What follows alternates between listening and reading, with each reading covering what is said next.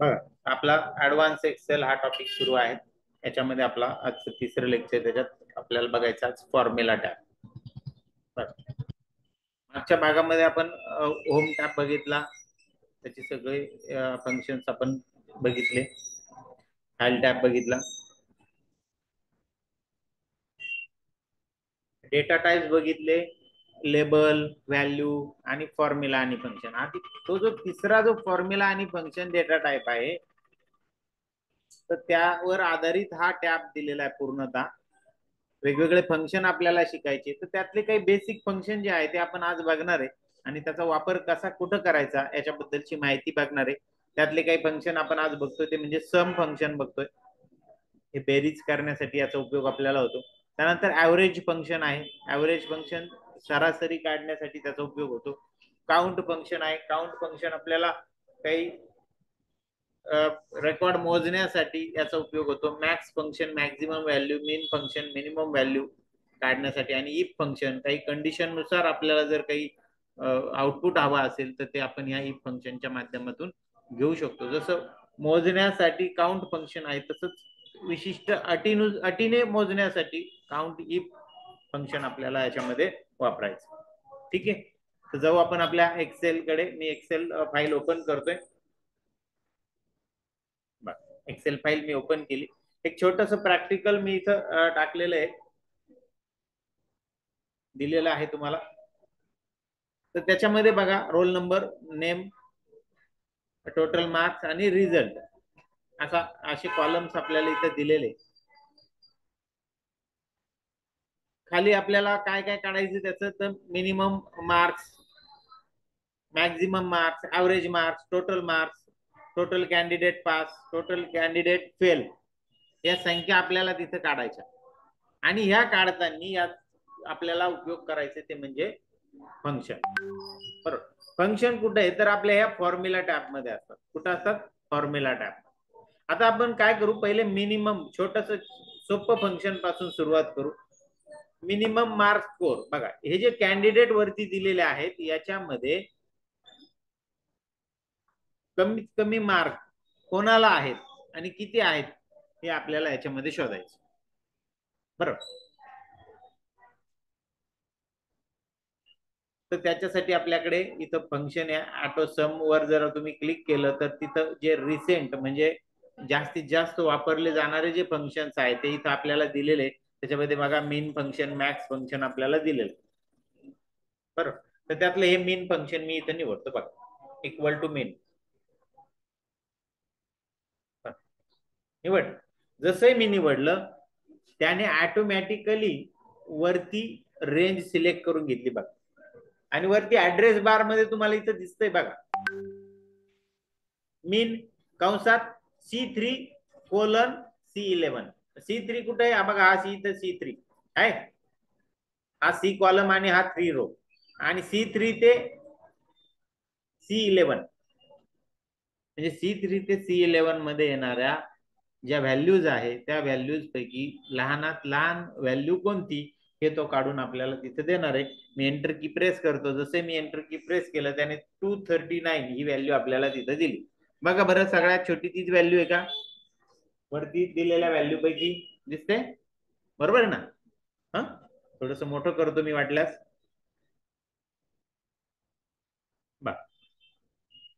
त्याच्यानंतर काढायची आपल्याला मॅक्स व्हॅल्यू. आता हे फंक्शन टाकताना आपण ह्या रेडीमेड इथून ऑटो सम मधून पण घेऊ शकतो, किंवा इथे वेगवेगळे फंक्शन बघा, इन्सर्ट फंक्शन म्हणून पण ऑप्शन आहे, याच्यातून सुद्धा आपण ते फंक्शन घेऊ शकतो. इन्सर्ट फंक्शन मधून घेतलं का इकडे फंक्शन आपल्याला निवडावं लागतं. इथं भरपूर फंक्शन्स येतात, त्यातून निवडायचं. पण आता इथं मोस्ट रिसेंटली यूज असं ऑप्शन निवडलेलं आहे, तर मोस्ट रिसेंटली यूज मध्ये एवढेच फंक्शन दिसत आहेत, मॅक्सिमम फंक्शन दिसत नाहीये. मग मॅक्स फंक्शन बघण्यासाठी इथं तुम्ही ऑल म्हणावं लागेल. ऑल म्हटल्यानंतर इथं दिसेल बघा, इथं भरपूर फंक्शन आहे. त्याच्यामध्ये हे अल्फाबेटिकली लागलेले, मी एम ने सुरू होणाऱ्या फंक्शन पर्यंत मी जातोय. किंवा या इथं या बॉक्स मध्ये क्लिक करून एम टाईप करायचा, तो एम ने सुरू होणाऱ्या पहिल्या फंक्शनवर जाईल. आहे सोपा पद्धत. तेव्हा इथं मॅक्स फंक्शन आहे का, मॅक्स निवडलं मी. ह्या मॅक्स फंक्शनचा इथं उपयोग, return the largest value in the set of values मोठ्यात मोठी व्हॅल्यू तो काय करणार आहे तुम्हाला देणार आहे.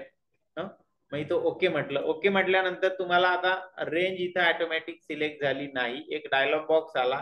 या डायलॉग बॉक्स मध्ये तुम्हाला इथं रेंज सिलेक्ट करायची आहे. बघा इथं C12 असं आलेलं आहे आता सध्या. तर आपल्याला कुठून कुठपर्यंत जायचं, C3 ते C11 नाही C10 इथपर्यंत. आपण थोडस एक दोन सेल एक्स्ट्रा सिलेक्ट करू, कारण की त्याच्यात नंतर आपल्याला डाटा टाईप करायचा आहे. आलं लक्षात. मग त्या व्हॅल्यूवर काय बदल होतो, ते जे आउटपुट आपण काढले त्याच्यावर बदल होतो का हे आपल्याला बघायचं. त्यासाठी आपण 2 सेल ऍडिशनल सिलेक्ट करतो इथं. बरं, पण त्या 2 सेल ऍडिशनल सिलेक्ट केल्यामुळे आपल्या आउटपुटवर काही परिणाम होणार नाहीये. त्या इग्नोर करणार. त्याच्यात जर व्हॅल्यू नसेल तर त्या इग्नोर केल्या जाणार. आलं लक्षात. बघा, तर मी आता इथं रेंज सिलेक्ट करताना इथं तुम्ही डायरेक्ट ती टाईप करू शकता. C2 C3 ते कोलन द्यायचा बघा, मध्ये शिफ्ट दाबून कोलन आहे तिथं, आणि C10 असं तुम्ही टाईप करू शकता. आलं. किंवा मी याला खोडतो. बरोबर, खोडल्यानंतर बघा इथे एक मिनिमाइज बटन आहे. याला क्लिक करून त्या डायलॉग बॉक्सला छोटं करता येतं आणि ती रेंज सिलेक्ट करता येते. अशी रेंज पण तुम्हाला सिलेक्ट करता येते. पुन्हा मी मॅक्झिमाइज केलं बघा, आलं. म्हणजे त्या पद्धतीने तुम्हाला काय करता येईल, टाईप करता येईल. किंवा टाईप करायला थोडस तुम्हाला ते शोधणं अवघड जातं, म्हणून मग तुम्ही सिलेक्शन करणं योग्य असेल. काल पण मी तुम्हाला सम फंक्शन घेताना किंवा बेरीज करताना दाखवलं. ठीक आहे, आता ओके म्हणतो. जसे ओके म्हटलं इथं 380 ही व्हॅल्यू आपल्याला दाखवली. म्हणजे जास्तीत जास्त मोठी जी संख्या आहे ती आपल्याला इथं दिली. आलं लक्षात. मग मॅक्स फंक्शन बघा, आता हे मॅक्स फंक्शन अजून याला आपण डायरेक्ट इथं टाईप पण करू शकतो. मी डिलीट केला आता मी इथं. बघा या ठिकाणी मी ती व्हॅल्यू डिलीट करून टाकली, जे आउटपुट आलं होतं ते. इथं मी इक्वल टू टाईप करतो. Equal to max MAX in bracket first cell address आहे C3 कोलन, किंवा मग डबल डॉट डॉट 2 डॉट जरी दिले तुम्ही तरी चालतील.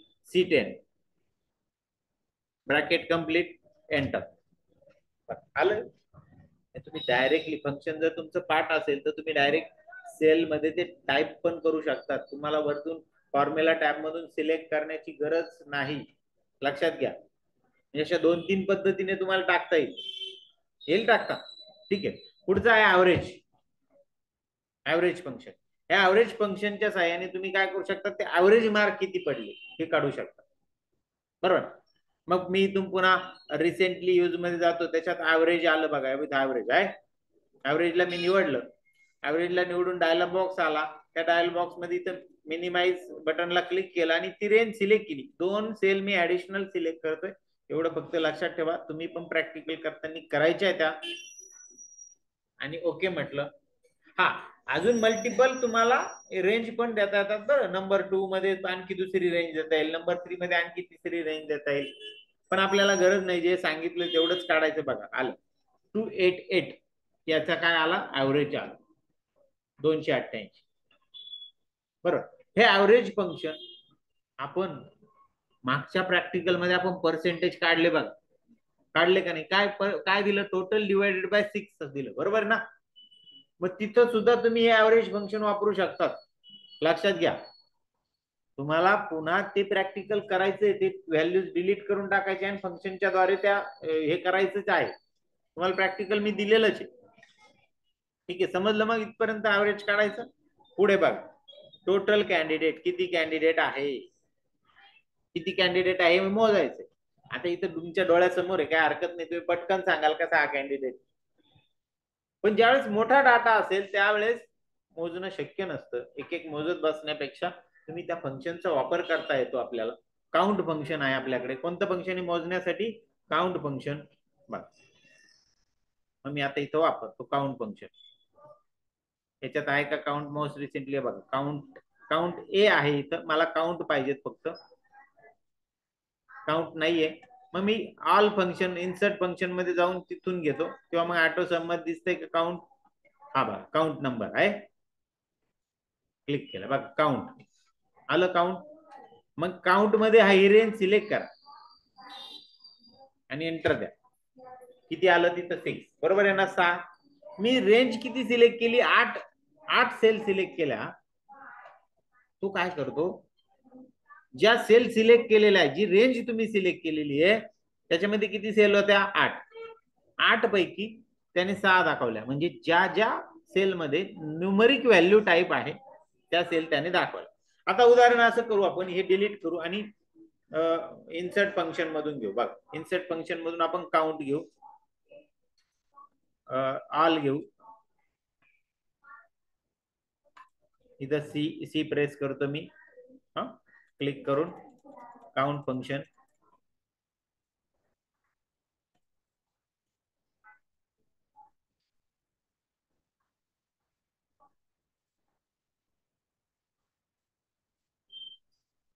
बघ काउंट फंक्शन मी निवडलं.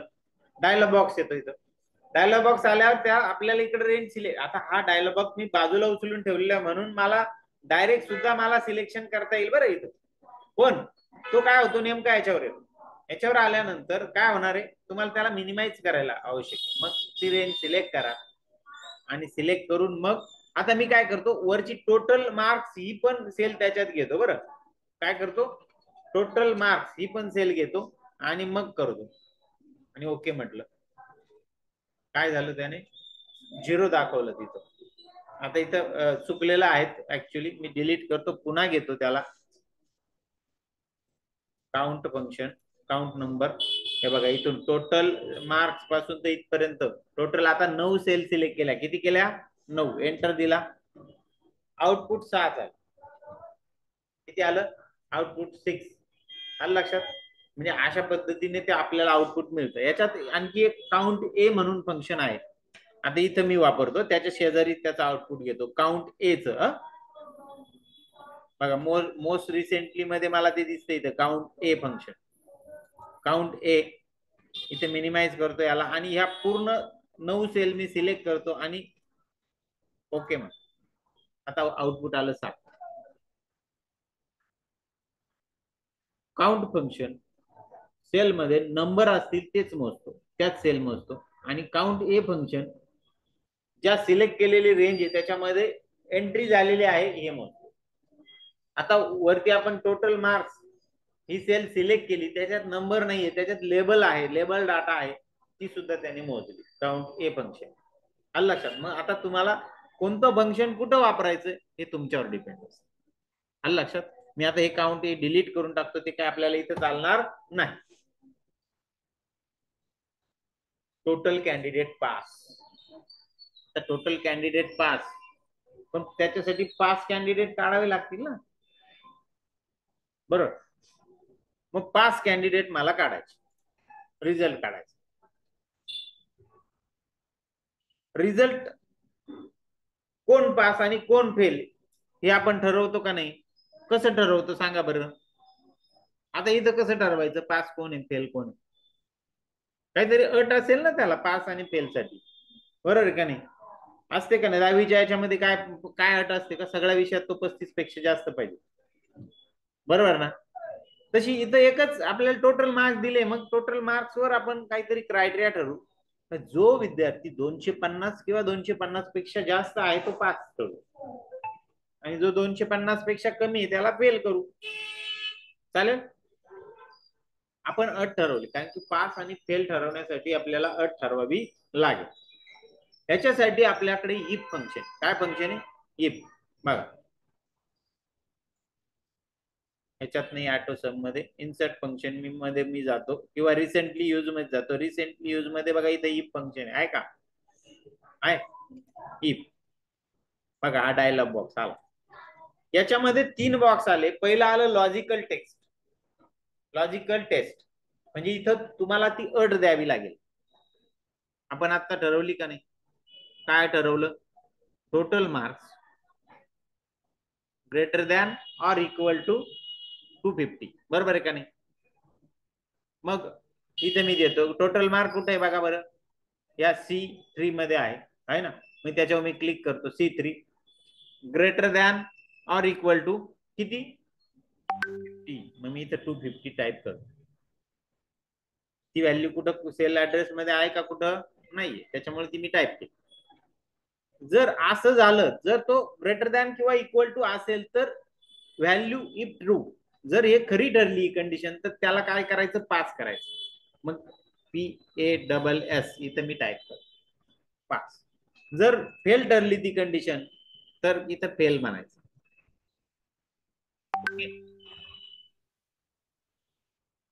त्याने ओके झालं. आता करू इथं ओके. आला रिझल्ट, फेल आला. आला का फेल रिझल्ट?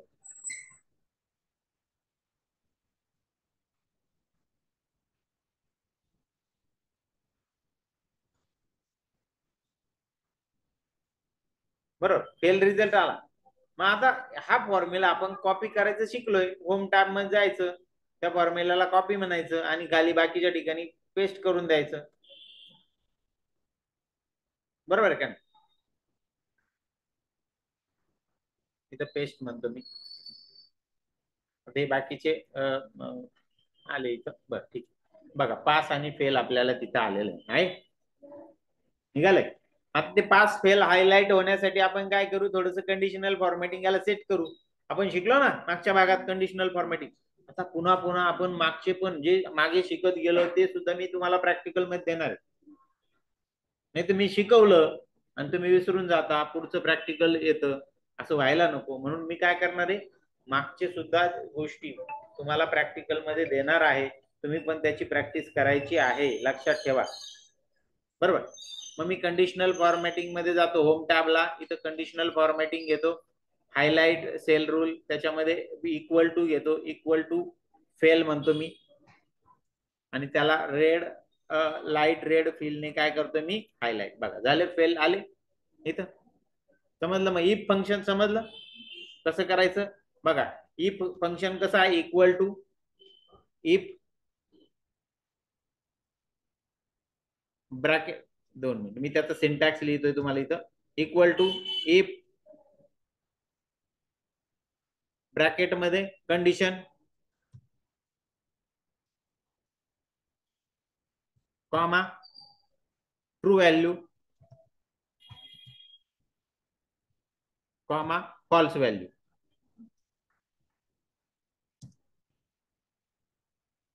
हे त्याचा सिंटॅक्स. बरं, कंडिशन मध्ये तुम्ही जी अट ठरवलेली ती अट तिथं द्यायची. बरोबर. ट्रू व्हॅल्यू मध्ये, आता ही ट्रू व्हॅल्यू जी आहे ही एक तर लेबल मध्ये असेल किंवा नंबर मध्ये असेल. लेबल, हा तुम्ही डायलॉग बॉक्स मधून जर टाईप करत असेल, हे फंक्शन घेत असेल तर तुम्हाला डायरेक्टली तिथं टाईप केली तरी चालेल. जसं मी पास आणि फेल टाईप केलं, बरोबर आहे का नाही? पण तुम्ही जर डायरेक्ट इथं टाईप करत असाल, आता बघा मी इथं डिलीट करतो याला, आणि डिलीट करून इथं मी डायरेक्ट इफ फंक्शन घेतो, इक्वल टू इफ कंसात कंडिशन. कंडिशन काय तर C8 greater than or equal to 250, comma, comma दिल्यानंतर मला काय घ्यायचं, ट्रू व्हॅल्यू. आता इथं ट्रू व्हॅल्यू टाईप करताना मला डायरेक्ट पास किंवा फेल टाईप करता येणार नाही, मला डबल अवतरण चिन्ह तर टाईप करावं लागेल. लेबल व्हॅल्यू जसंच्या तसं प्रिंट होणं अपेक्षित असेल तर त्याला डबल अवतरण चिन्ह वापरायचं, डबल कोट्स मध्ये pass, otherwise comma, otherwise double अवतरण चिन्हात फेल. तुम्ही म्हणाल डायलॉग बॉक्स मधूनच योग्य आहे, मग तिथून गेले तरी चालेल, हे माहित असेल तरी चालेल. हे शॉर्टकट आहे, पटकन टाईप होतं इथं, लक्षात घ्या. एंटर, आलं रिझल्ट. बरोबर, मी काही वेगळं काढलेलं ना. समजलं मग? हा ठीक. आता आपण जातोय पुढच्या फंक्शन कडे, म्हणजे काउंट इफ. कोणतं फंक्शन? Count if. जसं काउंट बघितलं आपण, मोजलं आपण, मोजण्यासाठी काउंट ए बघितलं. काउंट ए काय करतो तर त्या सेलमध्ये कुठं कुठे एंट्री झाली ती मोजतो, आणि काउंट फंक्शन नंबर मोजतो. बरोबर. मग आता मला सांगा, या पास इथं नंबर नसतेच तर मग काय केलं असतं, काउंट फंक्शन वापरलं असतं का तुम्ही? काउंटेच वापरावं लागलं असतं ना मग शेवटी. समजा या रिझल्ट वरून तुम्हाला मोजायचे विद्यार्थी, तर काउंट फंक्शन चालेल का? नाही चालणार, कारण काउंट फंक्शन नंबर मोजण्यासाठी. बरोबर. कुठं कोणतं, आता बघा पुढचं जे फंक्शन ते म्हणजे काउंट इफ. त्याचा मी सिंटॅक्स लिहितो इथं. काउंट इफ कंसामध्ये कंडिशन, कॉमा रेंज.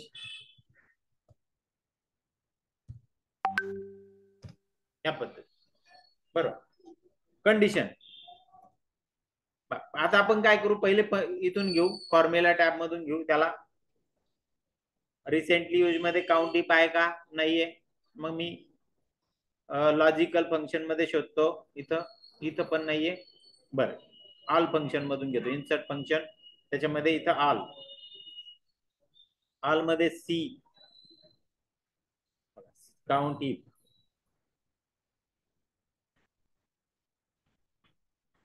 खाली जातो मी, बघा आलं count if. Okay, range comma criteria, उलट झालं माझ्याकडून. पहिले रेंज आहे आणि नंतर क्रायटेरिया.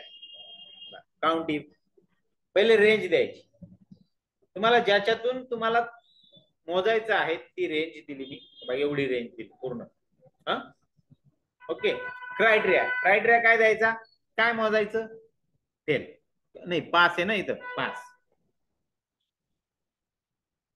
ओके, आली किती आली, 4. आता ही कॉपी करता येईल का फेल साठी, नाही करता येणार. ती कंडिशन कंप्लीट वेगळी आहे बघा. आता मी टाईप करतो इथं, डायरेक्ट टाईप करून इक्वल टू काउंट इफ कंसात रेंज, बघा ही रेंज मी देतो, कॉमा डबल अवतरण चिन्ह फेल. आता इथं टाईप करताना डबल अवतरण चिन्ह, आणि डायलॉग बॉक्स मध्ये तुम्हाला डायरेक्ट टाईप करता येईल. तुम्ही जर इन्सर्ट फंक्शन मधून जर घेतलं ते फॉर्म्युला मधून, तर तुम्हाला डायरेक्ट हे बघा, एंटर दिलं मी, 2. बरोबर आहे का, बघा बरं, पास झालेले विद्यार्थी आणि फेल झालेले विद्यार्थी. बरं, मी आता काय करतो, इथं कॅन्डिडेट वाढवतो, 117 निलिमा, 427. बघा रिझल्ट ऑटोमॅटिक येऊन गेला. इकडे खाली सगळं बदललं बघा, ऍव्हरेज बदललं, मॅक्सिमम व्हॅल्यू बदलली, टोटल कॅन्डिडेट मी तिथली रेंज घेतलेली, तेवढी रेंज सिलेक्ट केलेली म्हणून बदललं. जर रेंज नसती घेतली तर बदललं नसतं, मला परत प्रत्येक फॉर्म्युला एडिट करावा लागला असता, त्याचा जो शेवटचा जो सेल ऍड्रेस आहे तो बदलावा लागला असता. बरोबर. अजून एक कॅन्डिडेट इथं टाईप करतो मी, 118. हा,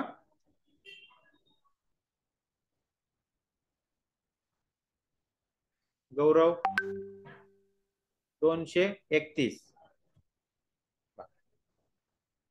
आता सगळ्याच व्हॅल्यू बदलल्या, 231 मिनिमम व्हॅल्यू सुद्धा चेंज झाली. बरोबर, मॅक्झिमम व्हॅल्यू तर चेंज मागच्या वेळेसच झाली होती. टोटल कॅन्डिडेट चेंज झाले, टोटल कॅन्डिडेट पास आणि टोटल कॅन्डिडेट फेल यांची संख्या सुद्धा आपली बदलली.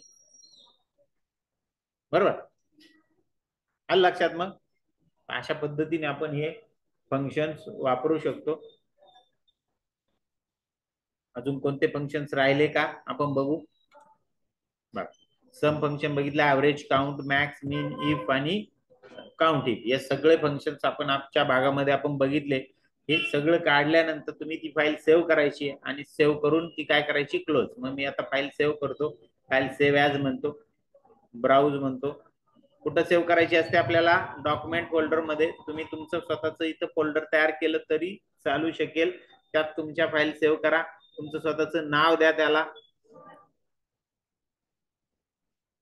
-03 हे नाव दिलं आणि सेव्ह म्हटलं. बघा ती फाईल काय झाली, सेव्ह झाली. आणि मी आता ही फाईल क्लोज करतो. ठीक आहे.